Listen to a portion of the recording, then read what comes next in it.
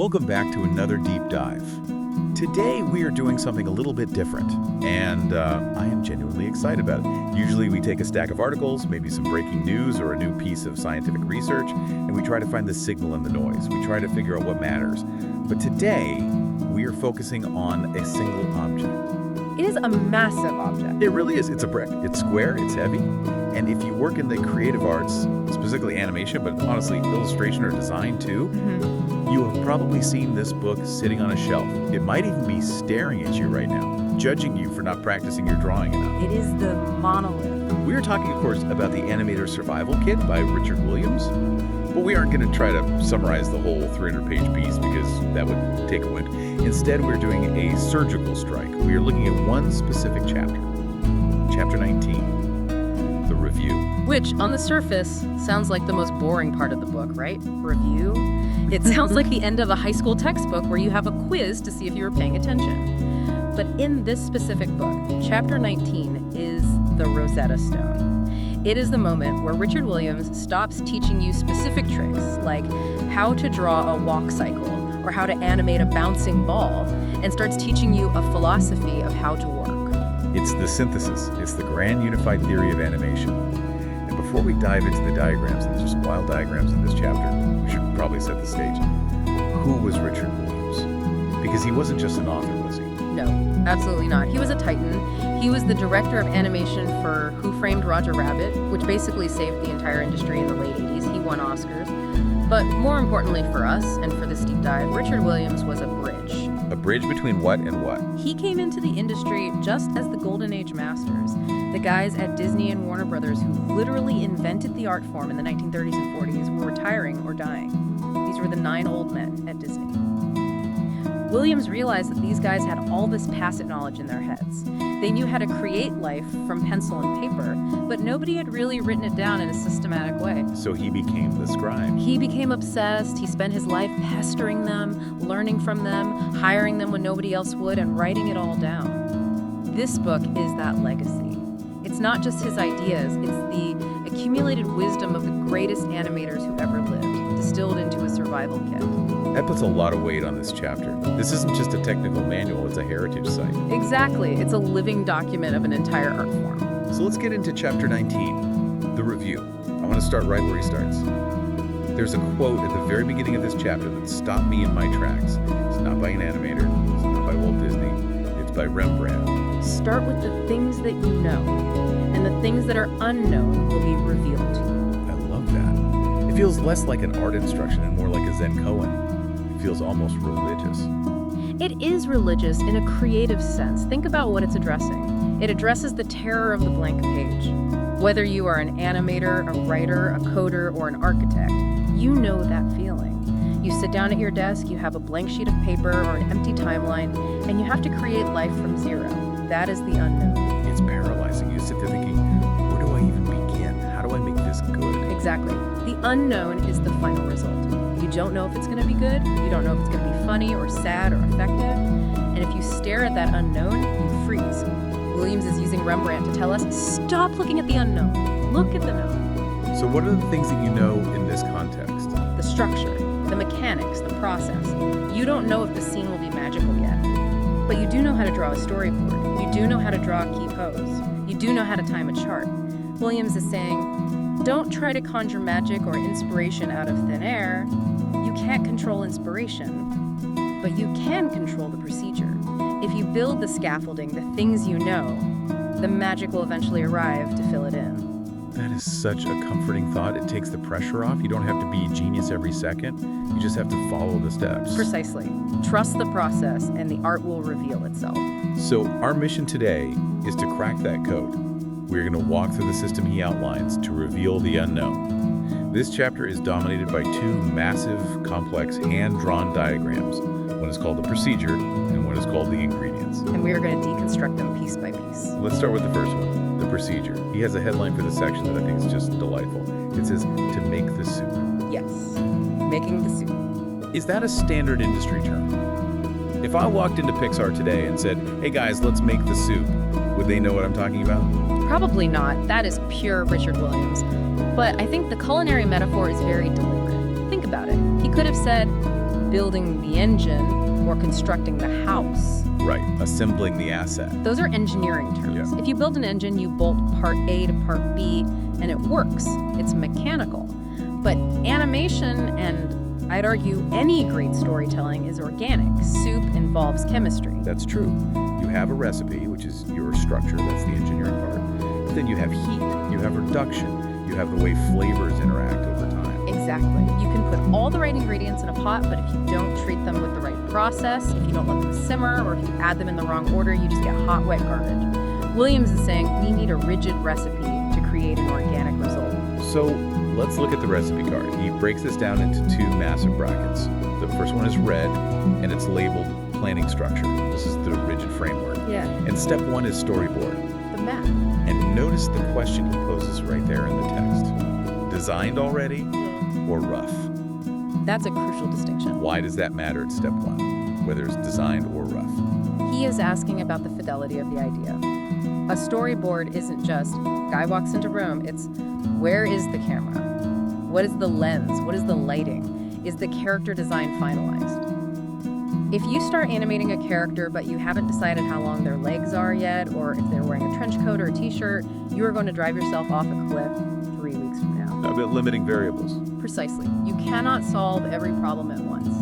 Step one is solving the narrative and visual problem. If the storyboard doesn't work, the animation cannot save it. There is an old saying in the industry, if it's not in the board, it's not in the film. You can't animate your way out of a bad story. Never. You can make a bad story look pretty, but it will still be a bad story. So step one is the absolute foundation. Okay, so we have our map, we have our storyboard. Step two leads us to the like a reel or animatic or film storyboard. This is where time enters the equation. Can we briefly explain like a reel? That sounds like vintage photography talk. It is. It's a bit of an anachronism now, but the principle is eternal. Back in the golden age, storyboards were pinned to corkboards. They were static. To see how they played in time, they would use a Leica camera to photograph the drawings on 35mm film. They would hold each frame for as long as they wanted the shot to last, then they'd project it. So it's a slideshow, basically. A slideshow with timing. Great. Today we call it an animatic. You scan the drawings into the computer, you add some scratch dialogue, maybe some temp music, and you hit play. This is the first time the film exists as a time-based medium. You get to feel the rhythm. And there's a command written in red text right next to this. It's in all caps. It says test. That is the heartbeat of this entire chapter. You will see that word test appear at every single stage of the planning structure. Why is that so critical? We haven't even really started animating yet. Why are we testing? Because animation is labor-intensive, incredibly so. Think about the math. A second of film is 24 frames. If you are doing full animation, that's 12 to 24 drawings for 1 second. If your timing is off in the animatic phase, it takes 10 seconds to click and drag the clip on the timeline to make it longer. Right. Easy fix. But if you wait until you fully animated the scene to realize the timing is off, to realize that the joke lands too late or the sad moment is rushed, it takes 2 weeks to fix. You have to redraw hundreds of frames. Williams is screaming at us, fail early, test now, don't assume it works, prove it works. That is a lesson for product design, for coding, for writing. Prototype the wireframe, don't prototype the final code. 100%. If you aren't testing the foundation, you're just gambling with your time. Okay, so we've tested the reel. We know the timing works, the pacing feels good.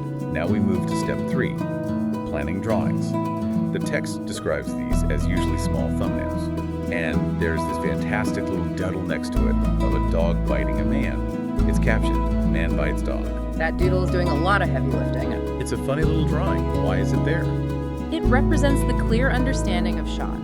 Before you do the big, detailed drawings, you do these tiny thumbnails, literally the size of your thumbnail, to figure out the staging. Is the silhouette clear? Do we know who is biting whom? I guess if the staging is bad, it might look like they're hugging or dancing. Exactly. If the silhouette isn't readable, the finished animation won't be readable. It doesn't matter how beautiful the shading is. If the graphic read isn't there, the audience will be confused. And confusion is the enemy of storytelling. So Williams is saying, solve the visual clarity here in a tiny 1-inch drawing. Don't try to figure out where the arm goes when you're drawing on the big paper and you've already invested hours. It's the measure twice, cut once principle applied to drawing. Precisely. Solve the problems while the stakes are low. Moving down the list. Step 4. Now we get into the actual animation terms. This is the stuff that confuses people. Test key positions. He defines these as the big drawings or positions that have to be there. The emphasis on heavy to be there is important. I feel like key and pose and extreme get used interchangeably a lot by people who just watch cartoons, but he's making a distinction here. He is, and it's vital. A key position is a narrative necessity. It's the storytelling beat. Can you give us an example? Let's say a guy throwing a baseball. Okay, perfect. A guy throwing a baseball. What are the drawings that have to be there to tell that story? Well, him holding the ball. Right, that's key one, the wind-up. He's looking at the target, ball and glove, what's next? The throw itself. Key two, the release. The arm is forward, the ball is leaving the hand, and finally, After he throws it. key three, the follow-through. He's looking at where the ball went, those three drawings, wind up, release, follow through, tell the story, man throws ball. If you delete the release key, the ball just magically transports from his glove to the air, the story breaks. So keys are the nouns of the sentence. That is a great way to put it. They are the nouns, they are the non-negotiable narrative beats. Okay, that makes sense. But then right below that, step 5 is test extremes. And the definition is any other positions that have to be there, usually contacts. Contacts, that's the clue. How is an extreme different from a key? This is where Williams gets very technical, and honestly, a lot of modern computer animation softens this distinction, but for traditional craftsmanship, it's essential. If keys are the storytelling nouns, extremes are the physical verbs. They are about how the action happens physically. Let's go back to our baseball picture. We have the key, the wind-up, and the key to release. But how does he get from point A to point B? He has to step forward. Exactly. He lifts his leg, that's an extreme, the high point of the leg lift. He plants his foot on the mound, that's a contact extreme. The moment his foot hits the dirt, the physics of the throw changes. He pushes off that foot. That position is a physical necessity. The body cannot throw the ball without planting that foot. So the key is he throws the ball, and the extreme is his foot hits the ground so he can throw the ball. Bingo. Keys are for the story, extremes are for the mechanics. That is a really helpful way to distinguish them. Keys are the what, extremes are the how. And again, what does the red text say next to extremes? Test. Test the keys. Test the extremes. You check the storytelling beats. Do they read? Yes. Then you check the physical mechanics. Do they work? Does the weight feel right? Yes. You are constantly verifying your work. And finally, step 6 in this planning phase. Test passing positions. He notes these can be, perhaps, just in rough. The passing position is the breakdown. It's exactly what it sounds like. It's how you pass from one pose to another. It determines the arc of the motion. The arc. When you move your hand from your lap to your face, do you move it in a straight robot line, or do you swing it out in an arc? The passing position decides that path. But notice he says perhaps just in rough. Yeah, why the lack of polish here? Because you're just connecting dots now. The hard thinking is done, the keys are locked, the extremes are locked. The passing position is just traffic control. You don't need to make it pretty yet, you just need to show the path. So we have built this incredibly robust skeleton. We have the story, the timing, the staging, the narrative beats, the physical contacts, and the breakdown of movement. And we have tested it at every single step. Yes, we have made the suit base. It's solid, it's nutritious, the structure will not collapse. But is it delicious? Not yet. It's stiff, it's engineering, it's a robot doing the action. And that brings us to the second half of the page. The red bracket changes, it's no longer planning structure. Now it says spontaneous flow. This is where the magic happens. This is the shift from the left brain, the analytical, structural side, to the right brain, the creative, intuitive side. The first instruction here is do several straight ahead runs. Okay, we need to define straight ahead. In animation, there are two fundamental ways to work. Pose to pose is what we just did, planning the keys, then the extremes. It's very controlled. Straight ahead means you start at drawing 1, then do drawing 2, then drawing 3, inventing as you go. You have no idea where you're going to end up. That sounds chaotic. It is. It's wild. It's improvised. It's how you get crazy, fluid, fire-like motion. But wait, didn't we just spend 20 minutes building a rigid structure of keys and extremes? Why are we suddenly improvising? That's the genius of Williams' method. If you just do straight ahead from the start, your character might shrink, or wander off model, or miss the story beat. It's too chaotic, you lose the plot. But if you have that rigid structure of keys underneath those happy-to-be-there drawings, you can improvise between them safely. I see. The structure liberates you. Exactly. You don't have to worry about where the scene is going because the keys keys tell you where to end up so you can focus on how you get there, you can be wild and creative because the safety net is already in place. It reminds me of jazz. You have the chord progressions, that's the structure. Everyone knows the chords. But within those chords, the soloist can go anywhere. That is the perfect analogy. The keys are the chord progression. The straight ahead runs are the solo. He lists a hierarchy here that I find really interesting for this solo. He says, the primary thing, the secondary thing, the third thing, the fourth thing. It sounds like a Dr. Seuss book, but I know he's being serious. He's talking about focus. Human attention, both for the animator and the viewer, can only handle so much at once. You can't animate the facial expression, the body weight, the swinging tail, and the flowing hair all at the exact same moment with the same intensity. You will freeze. So you layer it. You prioritize what is the primary thing driving the shot. Let's imagine a character slamming a door in anger. Perfect. What is the primary thing? It's not the hair, it's not the clothes, it's the force. It's the spine and the arm driving that door. Yeah. So you do run a passive animation focusing only on that energy. You get the slam, right? Then you go back and do a second run for the secondary thing. Maybe that's the head lag. The head whips forward a split second after the body stops. And the third thing. Maybe the other hand clenching into a fist. You are building the performance in passes rather than trying to birth a fully formed complex being all at once. And then at the very bottom of the list, he has any other bits, and he lists drapery, hair, fat, tails, etc. Bits. I love that he calls them bits. But these are the things people love. The swishing cape, the bouncing hair. People obsess over this stuff. Novices obsess over them. They start by drawing the cool cape, but Williams puts them last. Why? Because they are follow-through. What does that mean? It means they don't have their own motor. Hair doesn't move on its own, it moves because the head moved. The cape moves because the body rushed forward. Fat jiggles because the hips impacted something. They are reactions to the primary thing. If you animate the hair before you get the body mechanics right, It will look like a wig floating in space. It will look disconnected. He's saying, earn the right to animate the hair. Get the structure right first. It's decorating the room before you build the walls. and the final instruction in this diagram, written in red at the bottom left, and we can keep on testing. It's a loop. The process isn't linear, it's circular. You add the hair, you test. Does it distract from the face? Maybe tone it down. You add the drapery, you test. Does it obscure the silhouette? Fix it. You are constantly refining the soup until it's ready to serve. So that's the procedure. That's the recipe. We know how to bake the cake. But having a recipe doesn't mean you have good taste. You can follow the steps perfectly and still make something bland. Right. The procedure is how you work. But now we need to talk about what you are actually putting into the work. We're moving to the second source image, titled The Ingredients. This creates a really nice mental model. The procedure was the workflow. The ingredients are the specific animation principles, the spices you use within that workflow to make it look good. He starts with a callback to the previous section. Good keys for clarity, we've covered that. If the audience doesn't know what's happening, nothing else matters. But then he gets into the physics, weight. And he defines weight in a way I didn't expect. Change and anticipation. That is a very non-intuitive definition of weight, isn't it? Usually we think of weight as mass, gravity. 100 pounds versus an ounce. Yeah, heavy stuff falls fast. But in animation, you have a problem. You can't feel the drawing. You can only see it. There is no gravity on a piece of paper.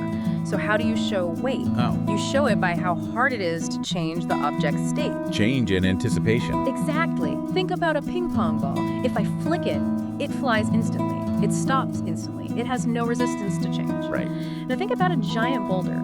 If I want to move it, I have to anticipate. I have to lean back, gather energy, and push. It takes time to get it moving. That delay, that anticipation tells the audience this is heavy. And once it's rolling, it takes a lot of effort to stop it. That resistance to change is weight in the visual world. That's brilliant. So weight is actually a function of time and energy, not just drawing a thick line. Next up, under the heading, to get flexibility, he lists two things, overlapping action and successive breaking of joints. Let's start with overlapping action. The definition is delaying things and moving things in parts. This is the cure for the robot effect. The robot effect. If I turn my head to look at you, and my eyes, nose, ears, shoulders, and hair all move at the exact same millisecond and stop at the exact same millisecond, I look like a machine. I look stiff. Because organic things are soft. They're connected by goo and muscle. Exactly. In organic movement, things overlap. My eyes might move first, I see something, then my head turns, then my shoulders follow. Or if I have a ponytail, the head turns, and the ponytail it drags behind and then catches up. That moving in parts creates the illusion of pliable, organic flesh. And successive breaking of joints. That sounds painful, like an injury. It sounds like a wrestling move, but it's actually the secret to fluid arm movement. Imagine a whip cracking. The handle moves, then the middle, then the tip. The energy travels through it in a wave. Like a chain reaction. Successive breaking of joints means the shoulder leads, then the elbow uncurls, then the wrist, then the fingers. It creates a wave-like motion through the limb. If you don't do this, if you move the arm as one solid block, it looks like a stick. It looks dead. I see. So it's about breaking the rigidity of the skeleton. Yes, making it flow. Then we get to rhythm and texture. He lists accents: head, body, hands, feet. Get there early. What does get there early mean in this context? This is about leading the eye. An accent is a stress point in the motion, a hit. If a character is making a point in an argument, they might slam their hand on the table. That's the accent. Okay. Get there early is a pro tip.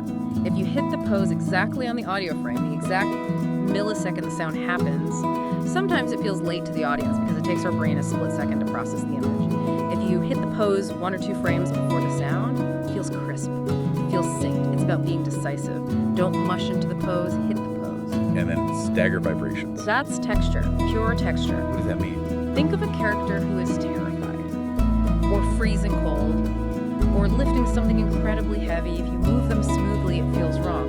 You want that jitter, that stagger. You literally draw the character vibrating back and forth rapidly. It has a visceral quality. It breaks the perfection of the line. It adds grit. It tells the audience there is extreme tension here. And we have the classic, the one everyone knows. Compression and distension, which he clarifies is squash and stretch. The hallmark of cartoon animation. Why is this one so famous? Because it was the discovery that changed everything. In the early days of animation, things were stiff. Then Disney animators realized that if a ball hits the ground, it physically flattens out. It squashes for a split second. When it rebounds, it stretches thin. It creates the illusion of elasticity. And it's not just for cartoons, it applies to realism too. When you speak, your jaw moves and your cheeks squash and stretch. If you don't animate that, the face looks like a mask. Squash and stretch is the preservation of volume while changing shape. It makes things feel alive. Now, here's one that I think is really interesting for character building. Different walks and runs. The text says, we're stressing the difference between things and people. This is where we leave physics and enter psychology. How so? A walk is a controlled fall. That's the physics. We lean forward and catch ourselves. But how you catch yourself tells me who you are. Right. Animation is an art of caricature. If you animate a realistic walk, it often looks boring or rotoscoped. To give a character personality, you have to find what makes their walk unique and amplify it. Does this character shuffle? Do they bounce? Do they lead with their nose because they are nosy? Do they lead with their belly because they are proud? You are highlighting the differences to create identity. Exactly. It's not about capturing reality, it's about capturing the feeling of that person. Which leads perfectly into the next point. Invented moves. Yes? The definition here is that can't happen in the real world, but we make look believable. This is my favorite concept in the whole book. Invented moves. Could you give me a classic example? Think of Wile E. Coyote running off a cliff. He spins his legs like a wheel, a blur. A literal circle of legs. Right. Now, physically, biologically, that is impossible. Your legs cannot rotate 360 degrees in a socket like a propeller. It is a lie. It cannot happen in the real world. But, and this is the key, it is believable within the context of the animation. It expresses the idea of desperate speed better than realistic running ever could. It's the aha moment. It feels truer than the truth. It is. If animation were just simulating reality, we'd just use cameras. The power of animation is that we can invent a new physics that expresses the emotion better than physics ever could. It's a lie that tells the truth. Beautifully put. It's a lie that tells the truth. And the last ingredient on the list is dialogue. The instruction is brief. We're progressing it somewhere. Dialogue isn't just flapping lips, it's action. When we speak, we are trying to achieve something. We are pleading, or commanding, or seducing. The animation needs to reflect that progression. You don't just stay in one pose and move the mouth.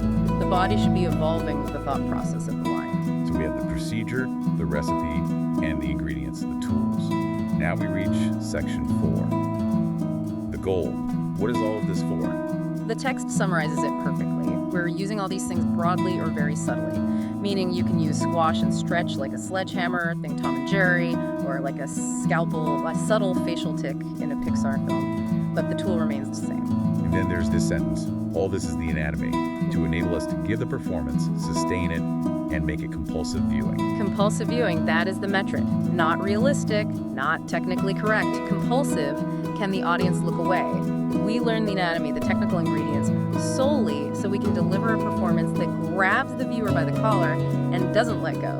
It reminds me of a musician learning scales. You don't perform the scales. You learn them so you can play jazz. That is exactly where Williams goes next. And once it's all absorbed into the bloodstream, to free us to express. Into the bloodstream. That's the ultimate state of mind. When you are driving a car, you aren't thinking, okay, 10 degrees pressure on the wheel, ease off the clutch, check the mirror. You are just driving. It's in your bloodstream. Williams is saying you have to study this rigid structure and these complex ingredients until you stop thinking about them, until they become instinct. That is the only way you become free to express. You have to master the rules so you can forget them. Exactly. And the final tagline, highlighted in red at the very bottom, plays the thing. Shakespeare. Hamlet. It all comes back to the performance. The audience doesn't care about your planning drawings. They don't care about your spacing charts. They don't care if you used a Leica reel. They care about the play. Did you make them feel something? It's a humble reminder. The technique is servant to the art. I want to take a moment to look at the acknowledgments page. Usually we skip this part in books, but here I think is part of the story. This chapter is a review of knowledge, but that knowledge had to come from somewhere. It's the lineage. This wasn't created in a vacuum, it was inherited. He lists his teachers. Ken Harris, Art Babbitt, Milt Kahl, Emery Hawkins, Grim Natwick. These are the titans. Ken Harris was the guy who animated Bugs Bunny. He was known as the greatest actor with a pencil. Art Babbitt developed the character of Goofy. Grim Natwick created Betty Boop and animated Snow White. These are the people who invented the language we just discussed. He mentions a special thanks to Frank Thomas and Ollie Johnston, the famous Frank and Ollie, two of Disney's 9 old men. Their advice and kindness were clearly pivotal. This book is essentially Williams channeling the spirits of these men. He saw himself as a conduit. The golden age ended, the studios closed or changed, and this knowledge was at risk of being lost. He gathered it up.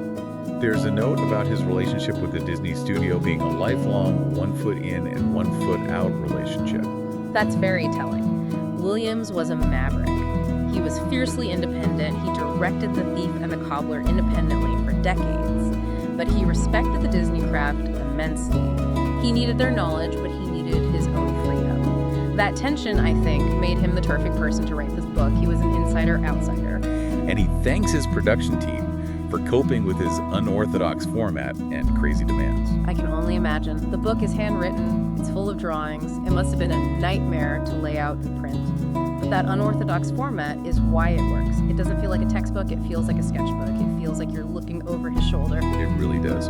Before we wrap up, I want to circle back to where we started, that Rembrandt quote. Start with the things that you know, and the things that are unknown will be revealed to you. We've just walked through the things we know. We know the procedure. Storyboard, layout, key, extreme, breakdown. We know the ingredients. Weight, squash, overlap, texture. These are the knowns.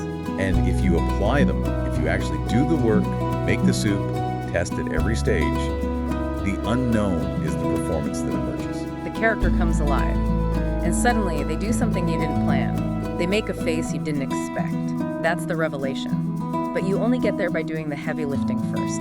It's such a great lesson, not just for animators, but for anyone trying to make something difficult. Don't wait for inspiration. Rely on structure. The inspiration will catch up. Structure induces flow. It's counterintuitive, but it's true. I want to leave you with a thought about that invented moves concept. We talked about how animation prioritizes believability over reality. Yes, the lie that tells the truth. I'm wondering, where else in our lives do we do that? Where else do we accept or even prefer a believable lie over the cold, hard reality? Oh, that's a dangerous question. Politics, advertising, or maybe just in how we tell stories about our own lives. We edit out the boring parts to make the narrative compulsive viewing for our friends. We squash and stretch our own memories to make them hit harder. We absolutely do. We are all animating our own autobiographies. We are all trying to be believable characters in our own stories. On a slightly existential note, we're going to wrap up this deep dive. Whether you are an animator, a writer, or just someone trying to cook a better soup, go build your structure. And keep testing. Thanks for listening. We'll see you next time.